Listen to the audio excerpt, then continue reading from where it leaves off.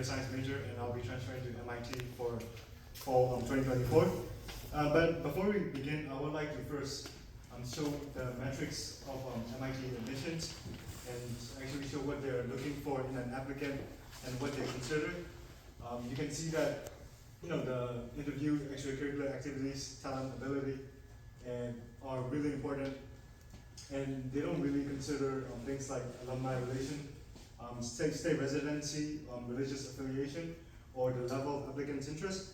Of course, they do consider first generation, geographical residence, volunteer work, racial status, work experience, and volunteer work. But what I would like to point out is there is only one criteria that they consider very important, and that is the character/personal qualities. Essentially saying even this quality even trumps interview, extracurricular activities, and academic potential.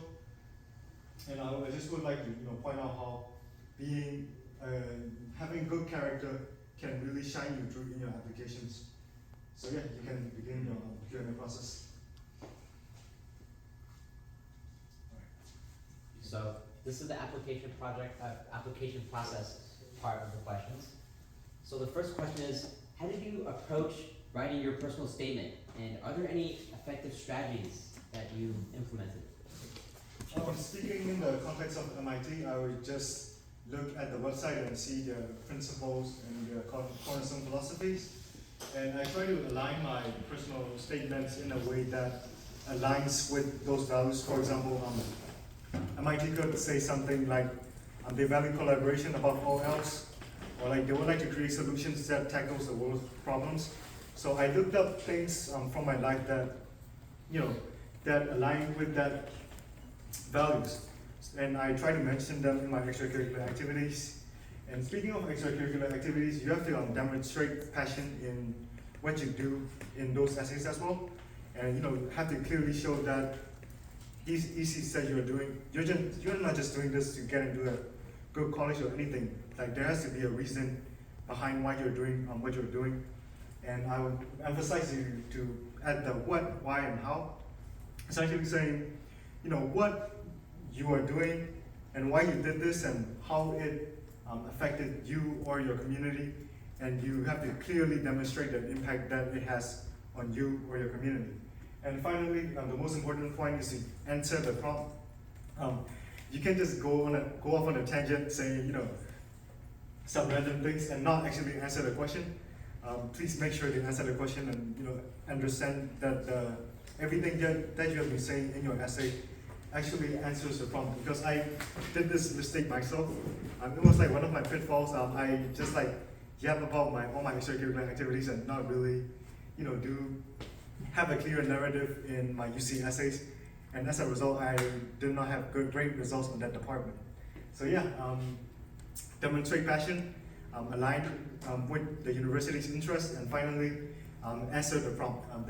Those are the three main tips that I would like to give to you guys.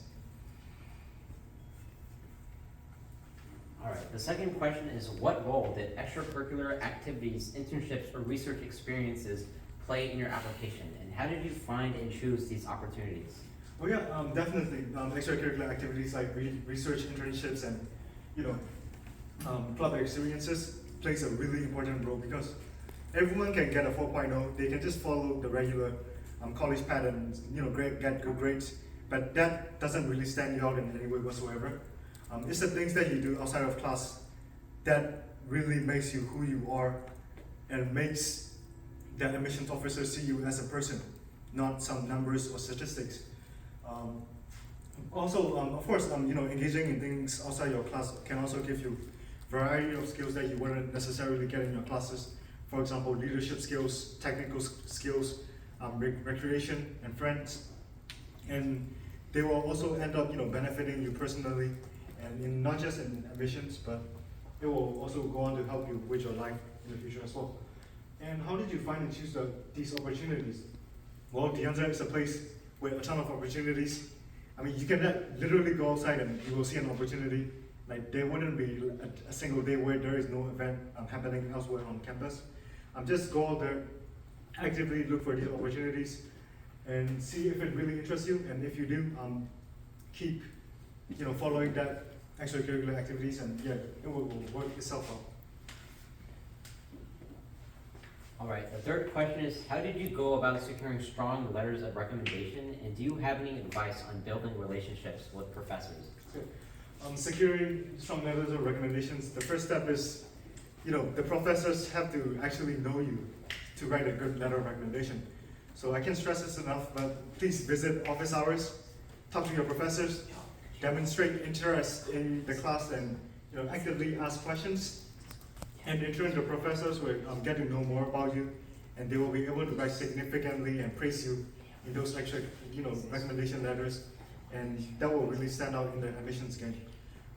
Personally, I pick recommendations letter from my honors professors, because for every honors class, you have to do like an honors research assignment, and as a result, I have to collaborate closely with the professors, ask them for advice, and present them on the ideas, and they can clearly see your work ethic and what you have done specifically during your time as a student there. So yeah, summary, visit office hours, get to know your professors, and in turn the professors will get to know you to write strong letters of recommendation. So now we are on the personal experiences part of the Q&A. So what is the biggest lesson you learned during your transfer journey that you would like to share with current De Anza students? Okay, De Anza wise, like I said before, it is a place brimming with opportunities. You just have to look out for it. So my first biggest lesson that I would say would be to go out there and just try everything. I mean, there is plenty of things that you can try. Let's say any resources, academic resources like the tutoring center, any extracurriculars like the club meetings, mentors at De Anza, the student government, or the honors program, things like that. So just try everything first, in your first few quarters or something like that, and you will see what sticks and what won't. And yeah, finally, in your second year, you commit to all those things that you have tried and pursue what really interests you. So yeah, that's about it. What advice would you give to someone currently at De Anza who's planning to transfer in the next year or two? Okay.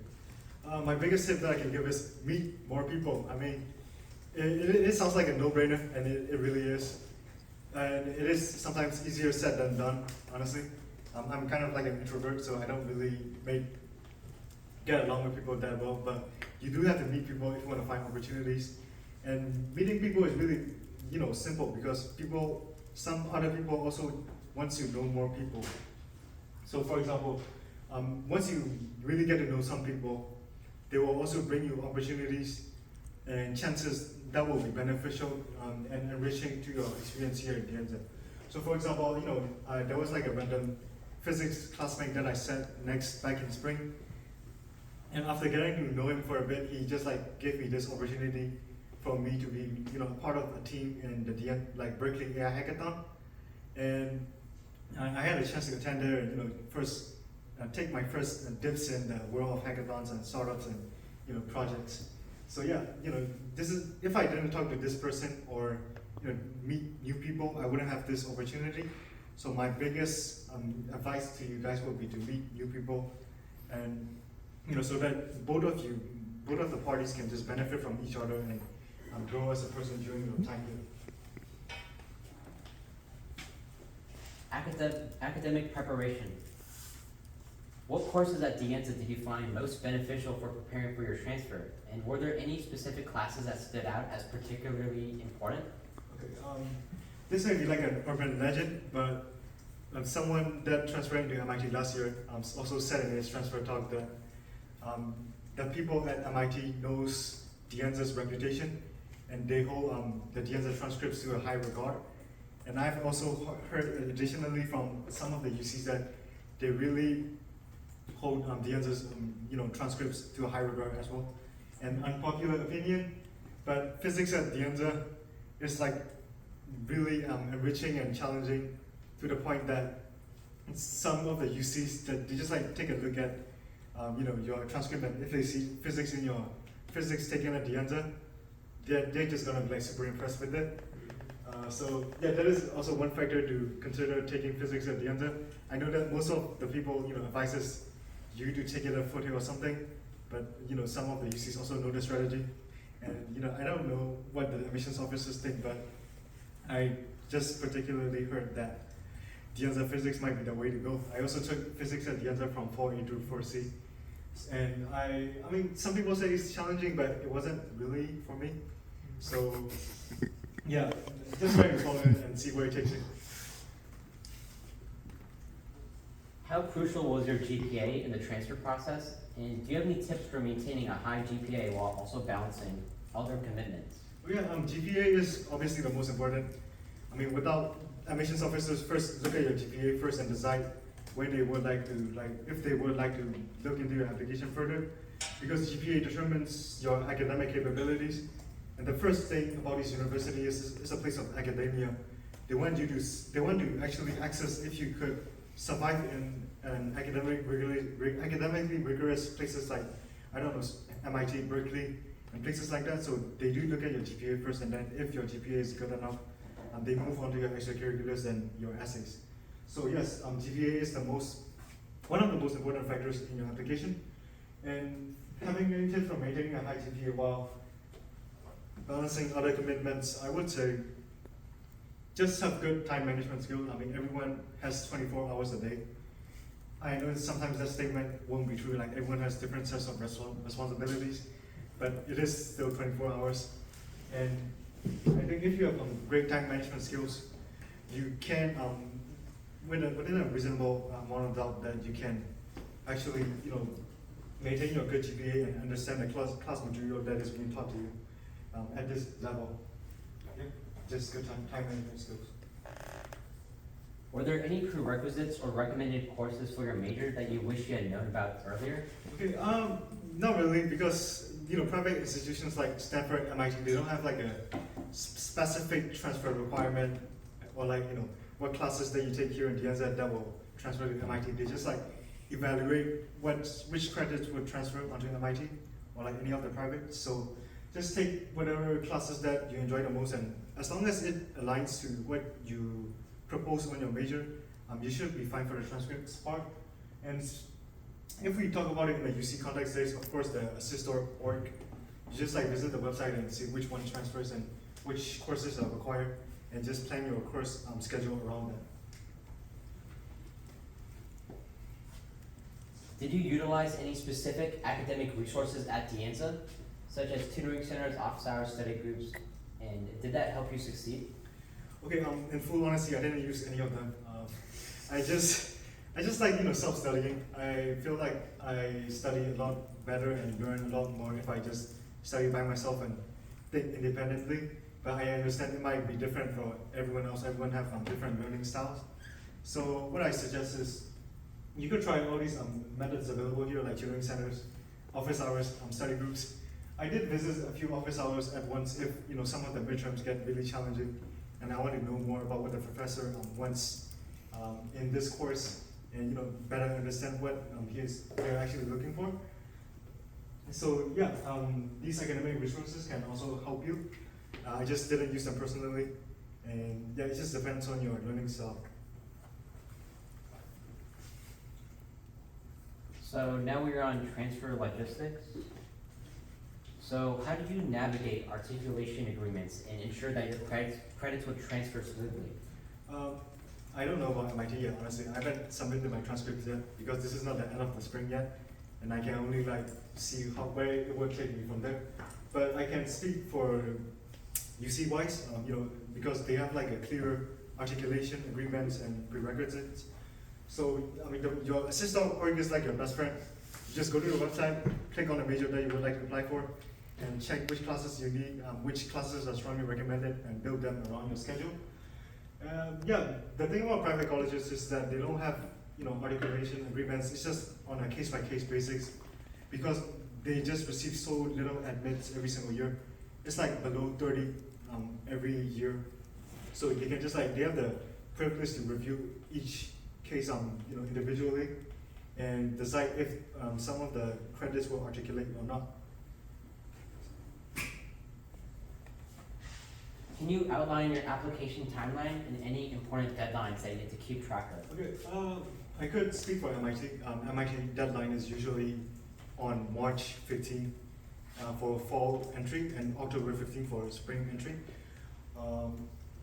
The application timeline, I started working on my essays 2 days before the application is due. But I did, thought about what I wanted to write and what kind of story that I would like to tell to the admission officers way before then.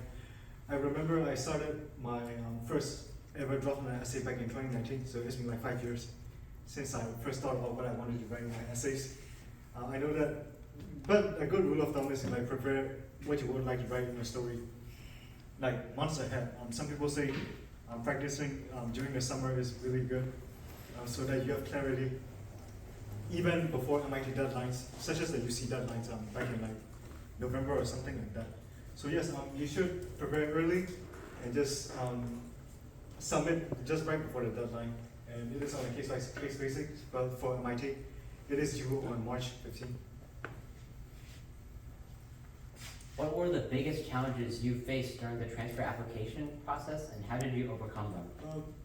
Okay, of course, for private universities like MIT, they do depend things like and materials for your application that is like outside of your, outside of yourself. For example, the recommendation letters, the school report from your official college. So you just have to stay on track of them and get those things knocked out right away because you have to like depend on other people. You can't just ask your professors to write you a letter of recommendation a week before the deadline. They won't be able to submit them on time. So I suggest you like get the things that you have to depend on for others for your application, like knocked out right away. Things like school official reports, recommendation letters, and yeah, things like that. So just get them knocked out. I don't think UCs have any of those, so you don't have to worry about it. But if you are thinking of applying to privates like Stanford, MIT, Harvard, they do need things that are outside of your control. So make sure to give the outside parties plenty of time to work on their end of the application as well. And now we're opening up the audience questions. So does anyone have a question in the audience? Yes. Yeah, so I know you said you talked about how other things are important other than GPA and stuff. Of course. And like you had a plan going trying to go to apply at MIT. Mm-hmm. Is like, do you know like what you plan to do once like you're actually there for your career? Yeah, definitely.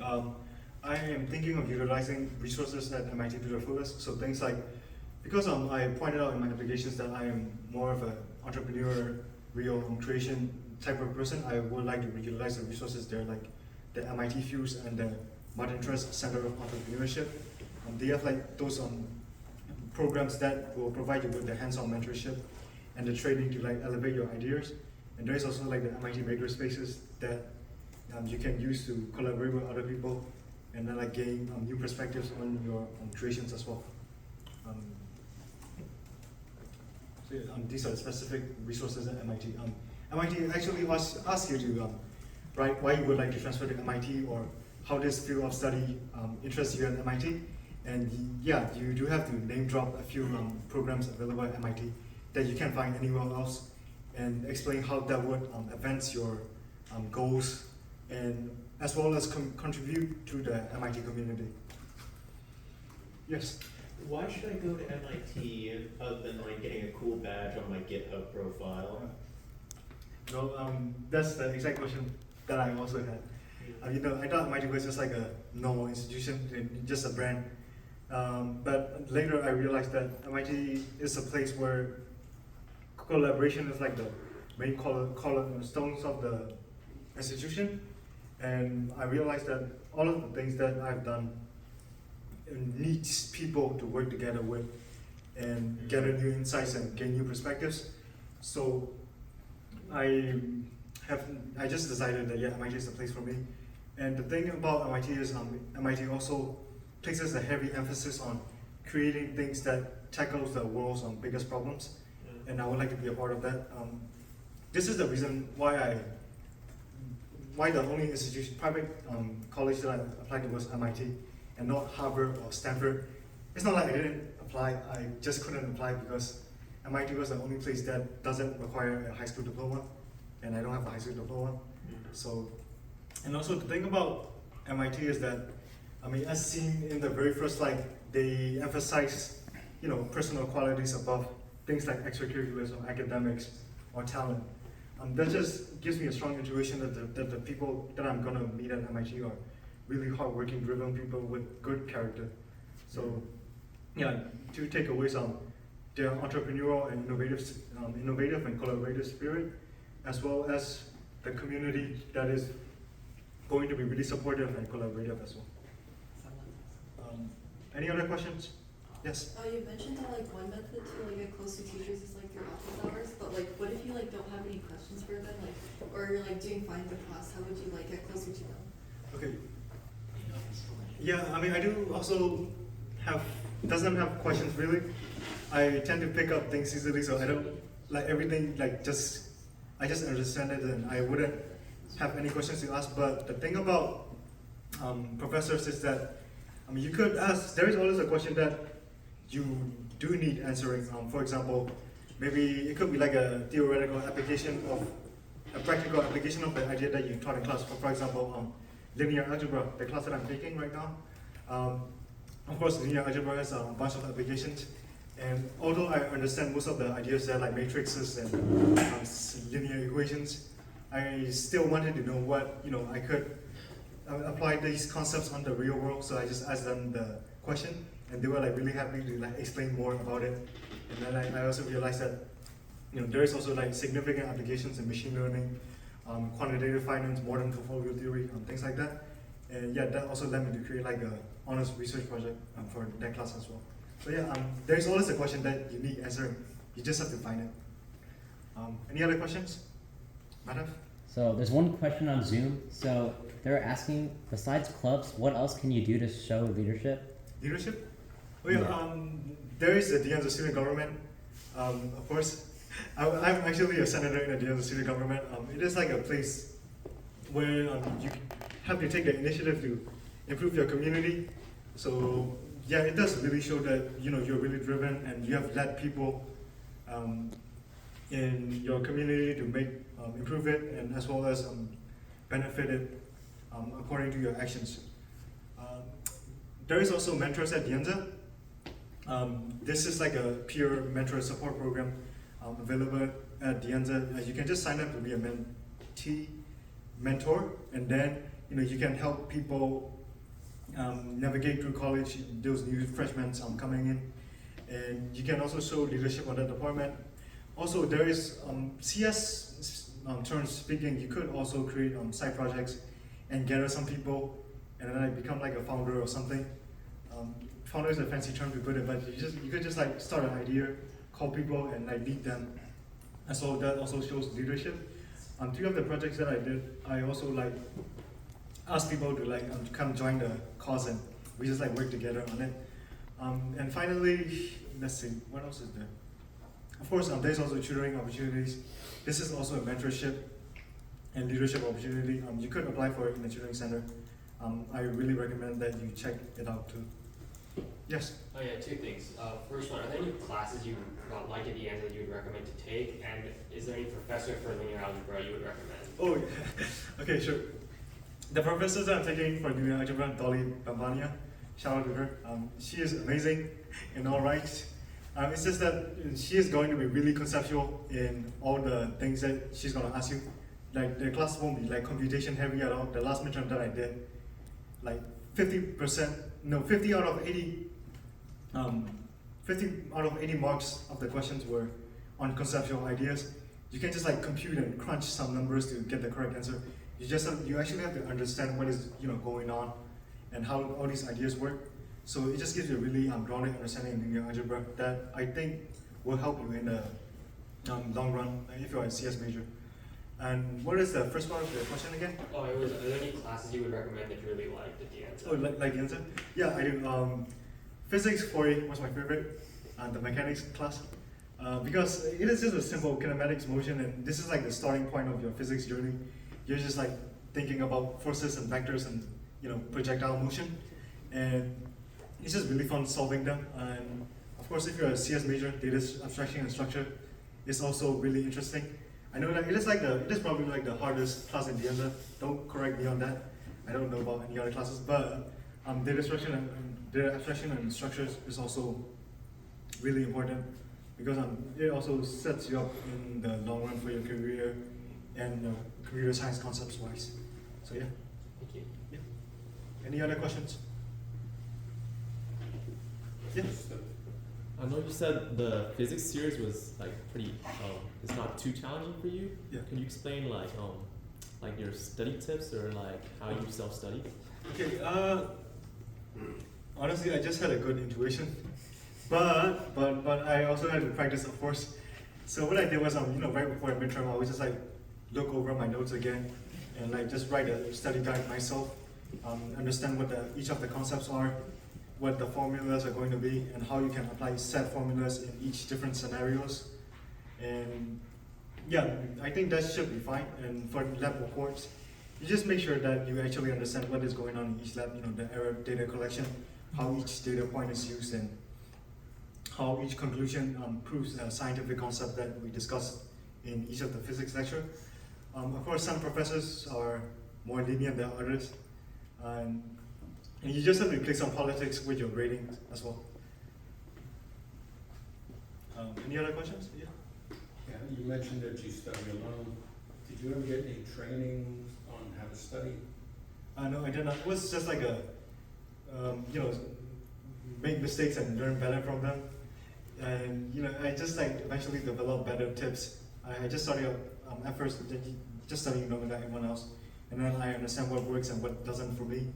And as I go along, I get better at it. I slowly get better. It's like machine learning. You will make mistakes sometimes, but as you go on, you will slowly understand more, and you become more efficient at solving things. Any other questions? No? Okay. You want to do like a background talk about your Background talk? Yeah. Sure. Like my profile? Yeah, it's like where you started from, I guess. Okay, yeah, sure. Okay, my story. Well, I am an international student from Burma. I started off in DASG last year at winter quarter. You might be asking yourself, why winter? Why not fall? Yeah, it turns out I was like a quarter late because of my visa situation back in the home country. It is like really complicated. It is going through some tough things right now. So I wasn't able to get my visa secured for fall. So once I got there, I was like already like a quarter late, and I would transfer out in like 2 years. So I was already like pretty cramped with it, but I turned that weakness into my strength, and I ended up taking a lot of classes in DASG. So every quarter I will end up taking like 21 credits, 25 credits, and this quarter I'm taking like 23.5 credits. It's just like cram everything to meet all my requirements. For example, my associate degrees were transfers, my honors graduation requirements, and also my UC transfer articulation agreement. I never ended up using the UC things, but it's fine. So, and then yeah, academic wise, that was my journey. Just a ton of credit cramming every single quarter. But extracurriculars wise, I did some hackathons back and forth. I won second prize. My creation was like a physics simulator that like uses a physics engine to simulate physics problems. For example, like projectile motion, forces, Newton's second law problems, and also that ended up winning the second prize. So that was like a neat addition to my portfolio, I guess. I also started the student government when like 2 months later when I first came here in March of last year. I was like an intern in the free market and something like a few of the committees there. I'm not gonna get too big into details unless someone actually wants to know what the student government is. But yes, I got elected as a senator on November, and during the 3 months I just like acted as the elections commissioner, where I oversaw the student elections here. You guys probably saw some of the posters that around that time, like this year winter. Yeah, I oversaw the process, and now it's finally over. I can also rest. Okay, what other extracurriculars did I do? Of course, you can also bring up things from your high school and what you did. I did some side projects back in high school. Of course, everyone went through COVID, and you guys probably didn't have much chances or like opportunities to engage in for your extracurriculars. But my philosophy is that if you can find opportunities, you just make them yourself. And that was like what I did. I just, since I couldn't find anything, like the school was closed or things like that, I just like started my own side project, personal projects, and worked on them. And finally, what else is there? Meta, do you have anything that I should bring up? Anything, so you mentioned you did research, right? Yeah, so maybe you can go more in depth on like the research that you did, and like why did you specifically choose like that research for like your application and your major and stuff? Oh, yeah.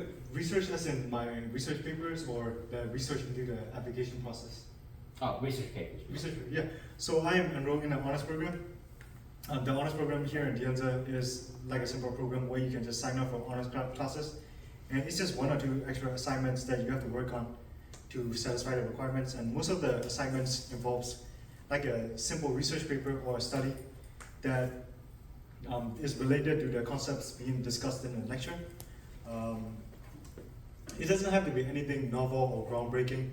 It can just also be something like a personal study that you're interested in, and you just did more research on it, and you talked about how the idea is related to the field of interest that you are studying right now.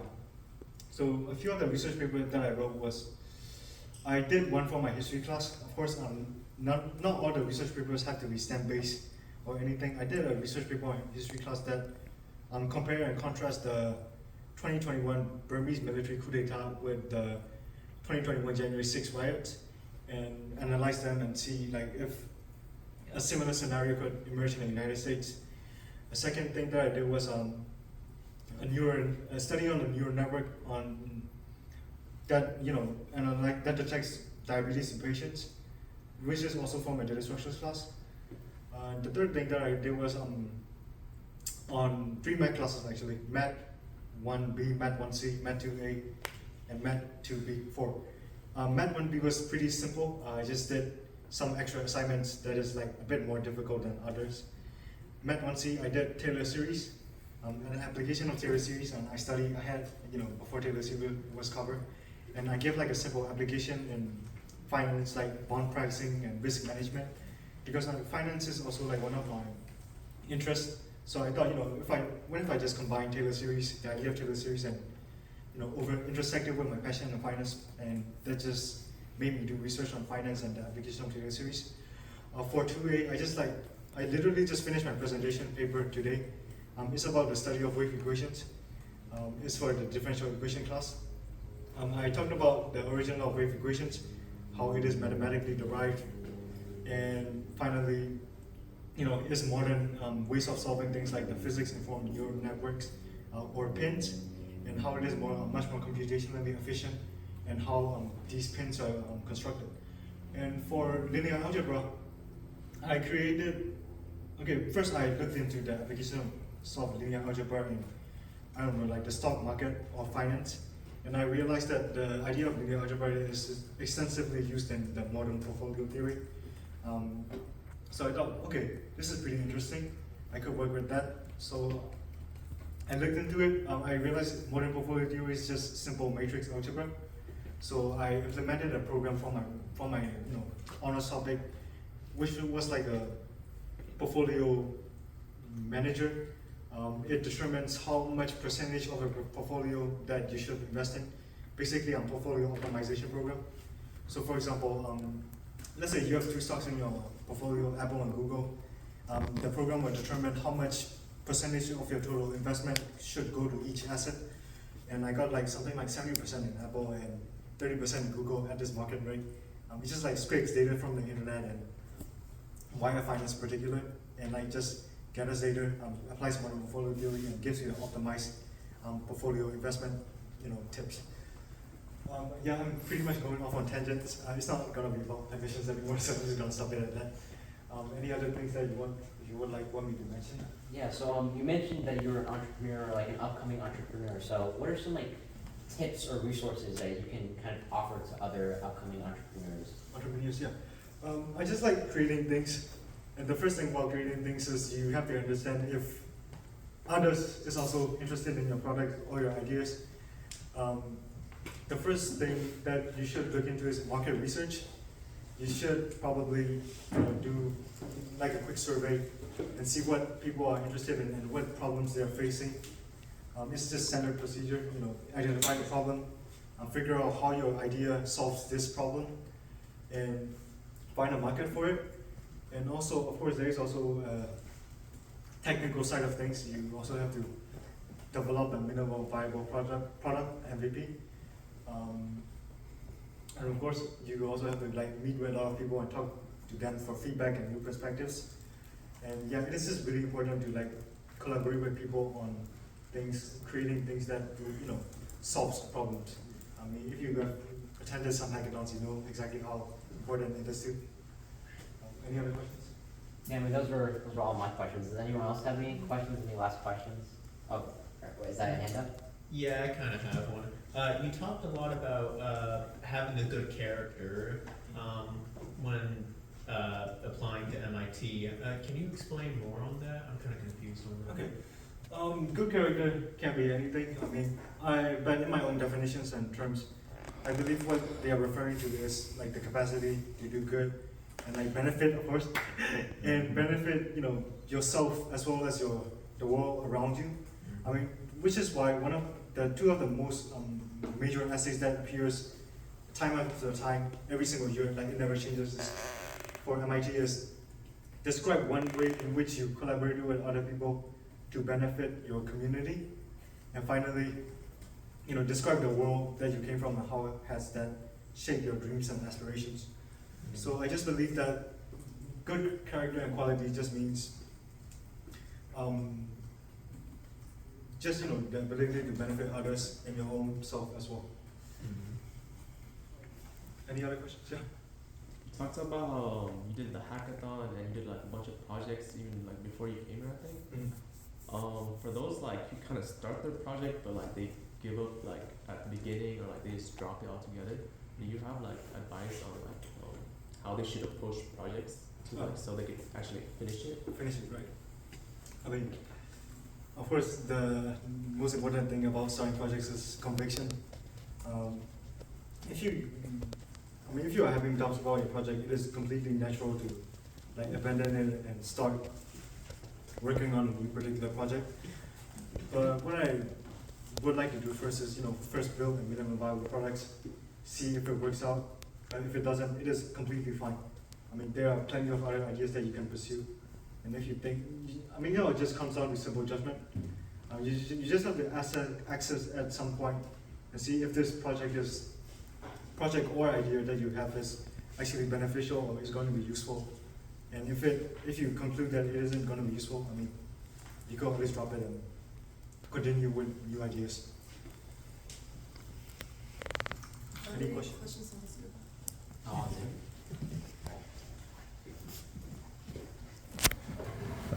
Where can I find details and research assignments associated with the honors program? And the Anza website doesn't have much info on what you actually do.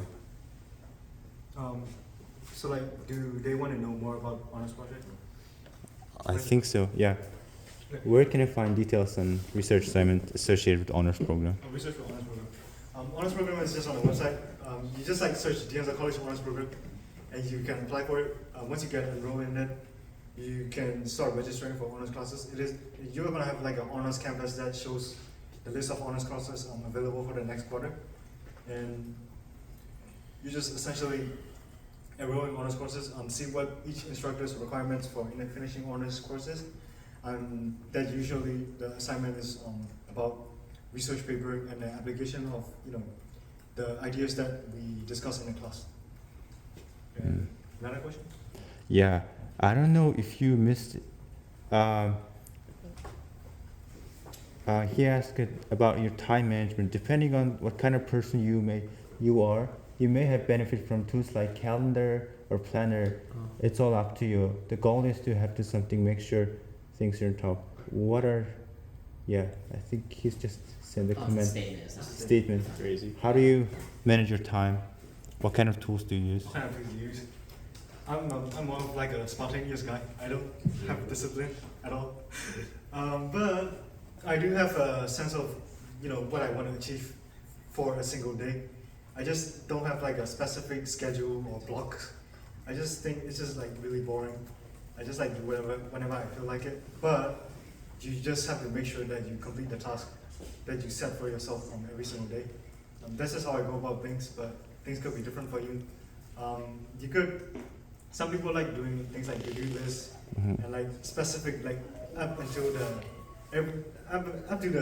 a single minute type of block scheduling. But I don't necessarily do that. I like to leave myself open to, anything, unexpected that could pop up.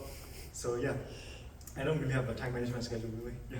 I have a question about like 25 credits of class. Like, how do you manage to take the 25 credits class? I mean, Is it easy? okay, the first time I tried 25 credits, it was back in fall. I took data abstraction structures, Math 1C, psychology, physics 4B, and history. Yeah, history honors. So it was like roughly 25 credits. Some of the, you can actually see that it isn't that big of a load because look, psychology and history, those are just easy to use. You knock them out of the park. Math 1C, it is just simple vector. Okay, not as simple really, but it is also like a computation heavy class. You can just crunch the numbers and be done with it. Data abstraction structures and physics and electricity and magnetism. Those are the two hard classes that you actually have to focus on. So I guess you just have to get your priorities straight.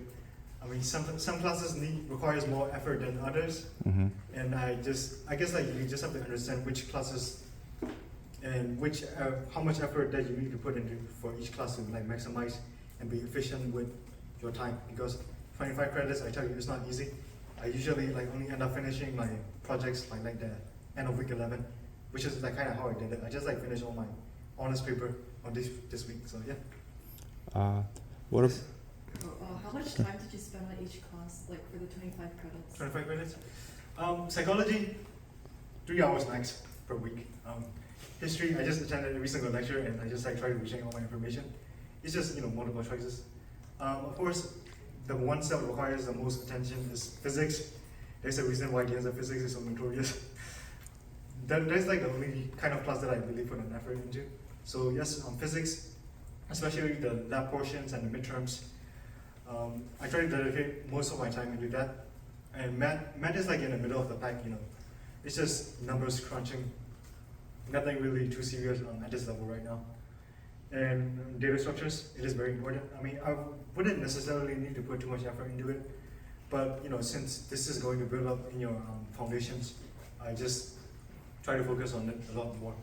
So my general rule of thumb for like following like 25 credit schedule is have a couple of easy GEs that you could knock it out of the park. Have 2 hard STEM classes that pushes you beyond your limits, and have one simple STEM class, for example, like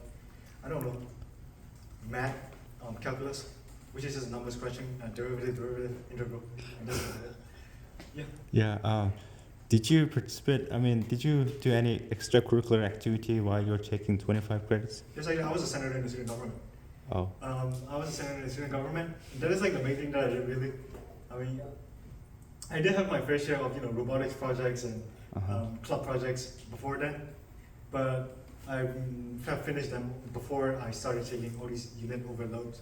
Oh, I forgot to mention, but I only took 14.5 credits in my first quarter here. So I just had a feel for like how much work I can handle, and I just like progressively took a lot more credits as I went along.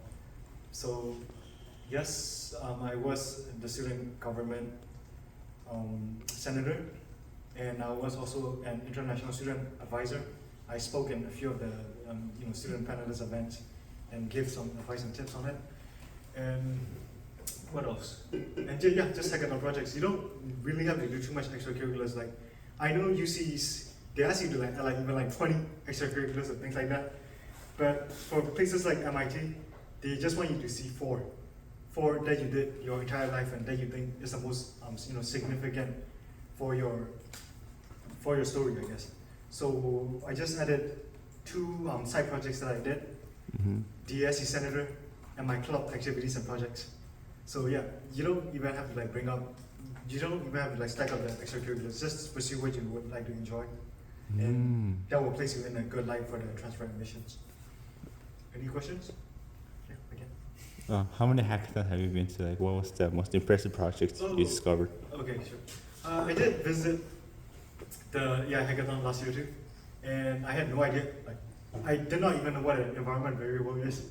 I was like, what is an ENV? And I had no idea what that is. So it was like a learning experience. It was like my first time at a hackathon, and so like every of the ideas were really impressive. And I think one creation was from like some people from like Stanford or Berkeley.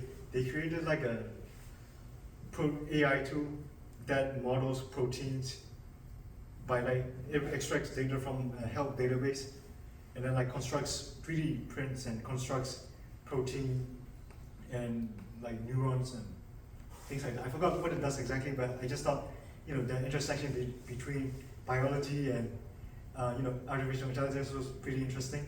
So that project stood to me the most. The second hackathon that I did was the Anza hackathon back in fall.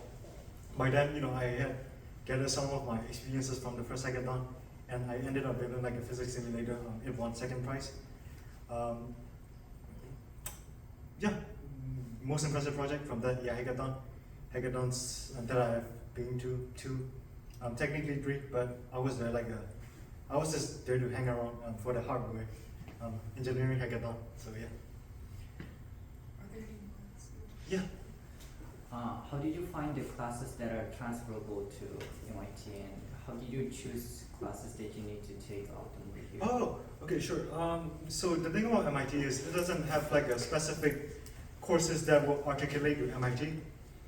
They just define which courses and which credits would transfer to MIT on a case-by-case basis. So you don't necessarily have to take any courses, and if you don't take them, you won't get into MIT or anything like that.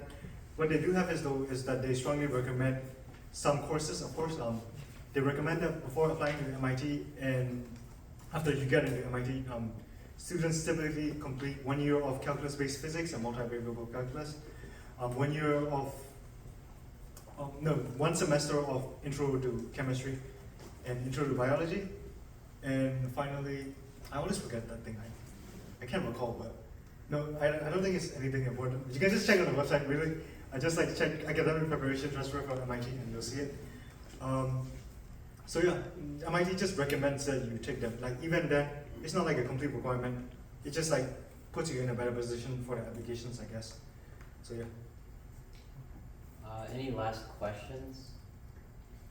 I got a question. Okay, last question. How do you find ideas to make projects around, like with the hackathons? How do you find problems to solve for projects? All right, of course. Of course, we all have problems. It's a no-brainer. But every time I face a problem, I try to think of what can I do to solve this problem? For example, I took I didn't take introductory physics, but physics 4A. And back then, I had no idea how to solve some of the mechanics equations because I didn't have a good intuition on how each problem is modeled or how, the physical properties like the projectile motion, acceleration due to gravity might work. So I first identified my own problem. I couldn't really visualize what these physics problems might be asking me to do. So I thought, what if I could have something that simulates these problems and gives me a better visual intuition of how things will work out so that I could employ that same ideas and construct them in a way that will allow me to solve problems. So that's how I got my physics simulator. The second, there's also a few projects that I did, and that also arose from the problems that I face myself as well. And you just like really process the problems that you're facing and think of ways to solve the problems, and that's how most ideas are born, really. Yeah. How many schools did you apply to? How many did you get in? Okay, sure. So my transfer profile is gonna be unbelievable, honestly, because I'll tell you. I applied to all the UCs, Mhm. San Jose State University as a safety, Cal Poly Sloan, University of Washington, Georgia Tech, Mhm. and MIT. I thought of applying to Stanford, but I didn't have a high school diploma, and I guess they apparently hate people without a high school diploma for Oh some reason. no. So I didn't apply for it. Okay, so the decision started rolling in. I got into San Jose State. Okay, pretty set. I'm set for transfer, I guess. And then I got waitlisted from UC Irvine. I got rejected from UC Berkeley. I got waitlisted from UCLA. I got waitlisted from Georgia Tech. I got rejected from University of Washington. So by the time MIT rolled around, I only had Cal Poly Sloan and UC San Diego. And UC San Diego, I didn't even get into it as a computer science major. I got into it as a mathematics major.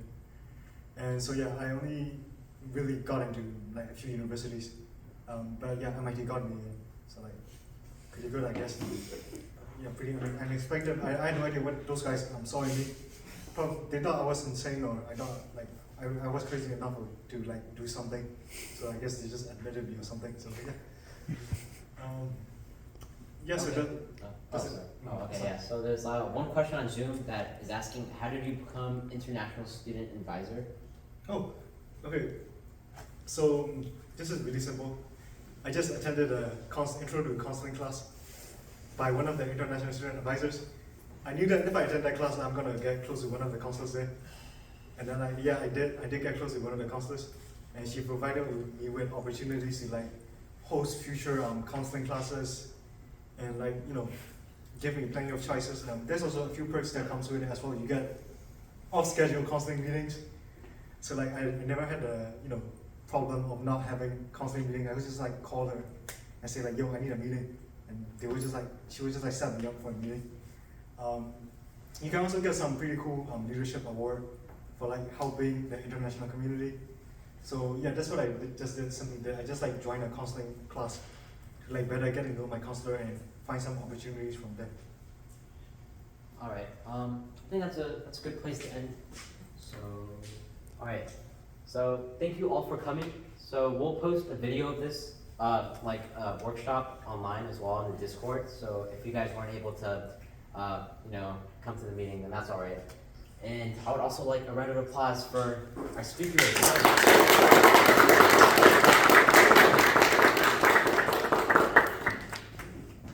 All right.